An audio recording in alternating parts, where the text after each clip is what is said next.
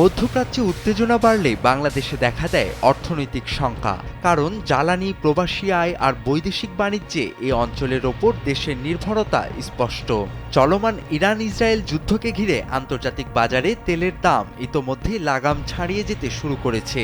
তাই আশঙ্কা করা হচ্ছে ৫,০০০ কিলোমিটার দূরের মধ্যপ্রাচ্যের এই যুদ্ধাবস্থা আরও দীর্ঘ হলে বাংলাদেশ পড়তে পারে বিরাট অর্থনৈতিক সংকটে।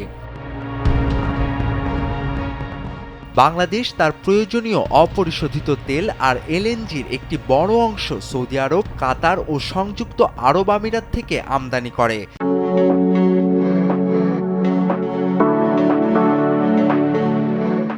যুদ্ধের কারণে যদি হরমুজ প্রণালীর মতো গুরুত্বপূর্ণ নৌপথ বন্ধ হয়ে যায়, তাহলে জ্বালানি সরবরাহ বন্ধ হয়ে যাবে।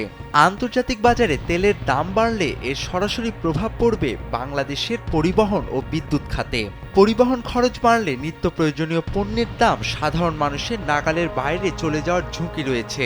বিশেষজ্ঞরা বলছেন, আন্তর্জাতিক বাজারে প্রতি ব্যারেল তেলের দাম মাত্র $5 বাড়লেও বাংলাদেশের আমদানি ব্যয় বছরে $50 কোটি বেড়ে যেতে পারে। আবার মধ্যপ্রাচ্য থেকে আসা রেমিট্যান্স বন্ধ হয়ে যাওয়ার আশঙ্কাও তৈরি হয়েছে।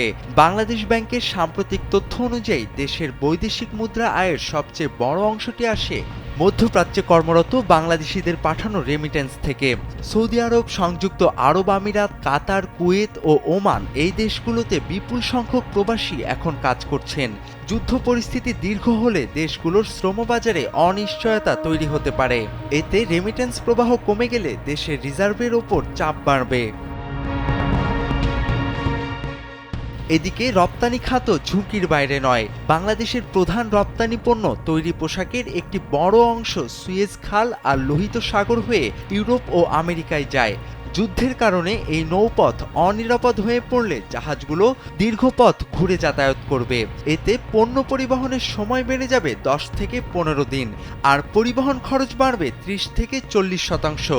ফলে বিশ্ববাজারে পিছিয়ে পড়বে বাংলাদেশের পণ্য। তোফায়েল আহমেদ, কালবেলা।